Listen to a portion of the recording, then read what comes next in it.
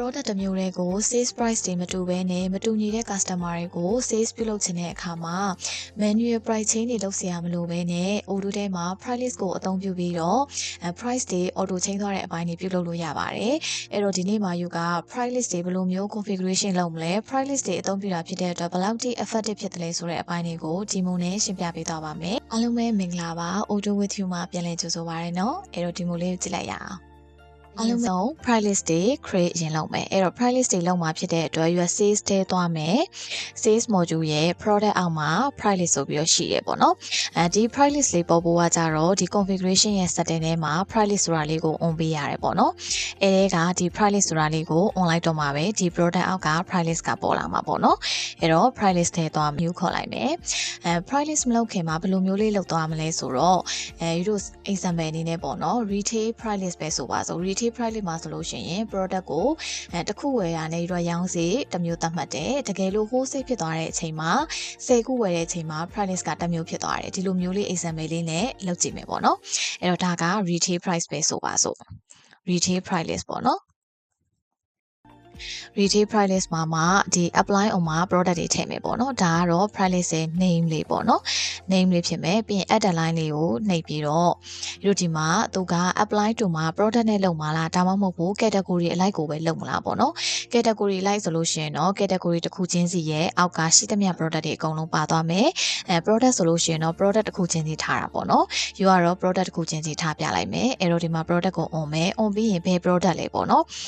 ဒီ product ပဲဆိုပါဆိုဒီ product ကိုရွေးလိုက်မယ်ပေါ့နော်ဒီ product ကိုမှဒီတစ်ခါရွက်ပြပြီးမှက price type မှာတော့ discount တွေရှိရယ် formula ရှိတယ် fixed price တွေရှိရယ်ပေါ့နော်ယူကဒီနေ့မှာ fixed price နဲ့ပဲလုပ်ပြမယ်ပေါ့နော် fixed price ကို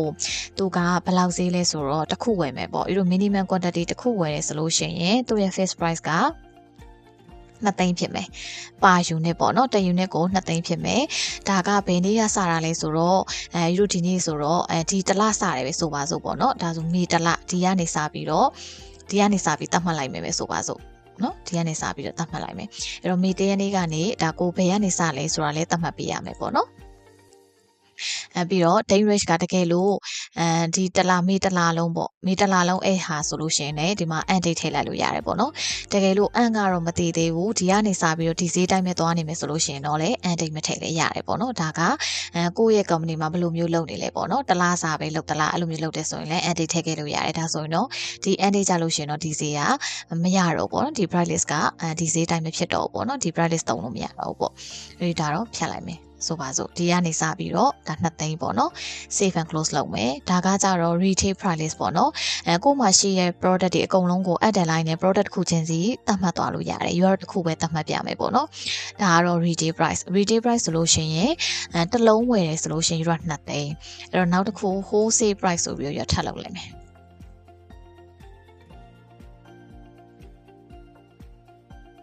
wholesale price လေးဆိုပြီးထပ်လုပ်လိုက်မယ်အမှလည်း add line နဲ့ product ကိုဒီ product ကိုပဲသူ့မှာကျတော့ယူကဘယ်နှလုံးလုံးမလဲဆိုတော့အနည်းဆုံး5ခုဝယ်တာနဲ့သူ့ကို38,000နဲ့ပေးမယ်ဒါကလည်းမေတရက်နေ့ရစားတာဒါဆိုရင် wholesale price ပေါ့နော်မေတရက်နေ့ရစားတာ save and close လုပ်လိုက်မယ်ဒီထဲမှာပဲ wholesale မှာပဲဒါ9လုံးဝယ်တဲ့အချိန်မှာ38,000ဖြစ်တယ်ဒီ wholesale price ထဲမှာပဲ9လုံးမဟုတ်ပဲနဲ့တကယ်လို့ဒီ product ကိုပဲ10လုံးသာဝယ်ပြီးစဝယ်ပြီးဆိုလို့ရှိရင်36,000ဖြစ်မယ်ဒါဒီလိုမျိုးလေးလေးလုပ်လို့ရဒါဆိုရင်ဒါ quantity ပေါ်မှာထားတာပေါ့နော်ယူဒီမှာမေတရက်နေပြန်ထပ်ထည့်လိုက်မယ်နော် save and close လုပ်လိုက်မယ်ဒါဆိုရင် wholesale price ထဲမှာကိုမှ quantity က9လုံးဝယ်လို့ရှိရင်ဒီလောက်ဈေးဖြစ်မယ်10လုံးဝယ်လို့ရှိရင်38,000ဖြစ်မယ်ဒီလိုမျိုးလေးရော configuration လေးချထားပေးရုံပဲပေါ့နော်ဒီလိုမျိုးလေးချထားရုံပဲဒါဆိုလို့ရှိရင် quotation တွေစိတ်စော်တာတွေဖွင့်တဲ့အချိန်မှာ price က auto ပြောင်းသွားလိမ့်မယ်ဒီ price list ကိုသုံးလိုက်တာနဲ့ price တွေက auto change သွားမယ်ပေါ့နော်အဲ့တော့စပြီးတော့ရောင်းကြည့်ကြမယ်ရောင်းကြည့်မယ်ဆိုရင် order ရဲ့ quotation နဲ့သွားပြီးတော့ UTPC ကိုရောင်းမယ်ပေါ့နော် customer တယောက်ရွေးလိုက်မယ်ရွေးလိုက်ပြီးတော့ဒီမှာ retail နဲ့ကတော့ auto ကျနေမယ်ပေါ့နော်အဲ့ရနေမှာ UT product ကိုစောစောတော့က9လုံးဒီဟာလေးလည်းဒီဘက်တစ်ဖက်မှာဖွင့်ထားလိုက်မယ်နော်ဒါ retail ကတော့ပုံမှန်ဒါ retail price list ကတော့ဒီမှာ default ကျနေပေါ့နော် retail ကတော့ပုံမှန်2သိန်းပဲအဲ့ဒါကိုဒီမှာ wholesale ကကြတော့9ခုပေါ့နော်9ခုစပြီးတော့ 9ခုစပြီးတော့ရောင်းမယ်ဒီမှာ wholesale price လေးကိုရွှေ့လိုက်မယ် update price လေးတော့နှိပ်ပြရမှာပေါ့နော်စောစောကကျတော့ retail ဖြစ်နေတယ်အခု wholesale ပြန်ပြောင်းသွားတာဖြစ်တဲ့အတွက် update price လေးကိုနှိပ်လိုက်ပြီးတော့ okay နှိပ်လိုက်မယ်ဆိုရင်ဒီမှာ38,000 auto ဖြစ်သွားတယ်ပေါ့နော်user ကနေလိုက်ပြီးတော့ရောင်းတဲ့လူကနေ